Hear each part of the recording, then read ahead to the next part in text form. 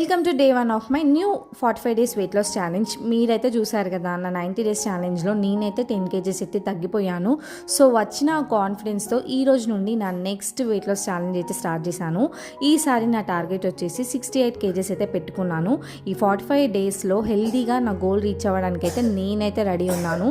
నాతో పాటు ఎవరైనా స్టార్ట్ చేయాలనుకుంటే మాత్రం స్టార్ట్ చేసేయండి.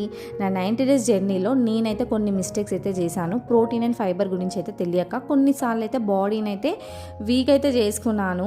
కానీ ఈసారి నేను చాలా అయితే ప్లాన్ చేసుకున్నాను. ఈ ఛాలెంజ్లో మనం తిండి మానేయట్లేదు, మనకు నచ్చిన ఫుడ్ తింటూ పోర్షన్ కంట్రోల్ చేస్తూ హెల్దీగా అయితే తగ్గబోతున్నాము. అండ్ మార్నింగ్ అయితే యాజ్ యూజువల్ నేను వామ్ వాటర్ తాగేసి వర్కౌట్స్ అండ్ వాకింగ్ అయితే ఫినిష్ చేసేసుకున్నాను.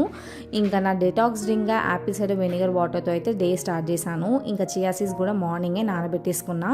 ఇంకా బ్రేక్ఫాస్ట్లో అయితే ఈరోజు హై ప్రోటీన్ మీద ఫోకస్ చేస్తూ ఎగ్స్ అయితే తీసుకున్నాను.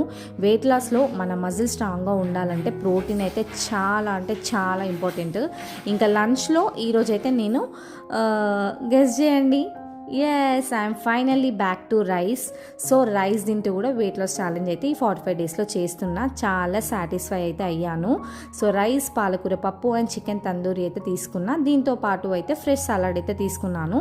తందూరి వల్ల నాకు మంచి ప్రోటీన్ అయితే దొరుకుతుంది అండ్ సలాడ్ వల్ల ఫైబర్ దొరుకుతుంది. మన డైట్లో ఇలా ప్రోటీన్ అండ్ ఫైబర్ కరెక్ట్గా బ్యాలెన్స్ చేస్తే రోజంతా అయితే యాక్టివ్గా ఉంటాము.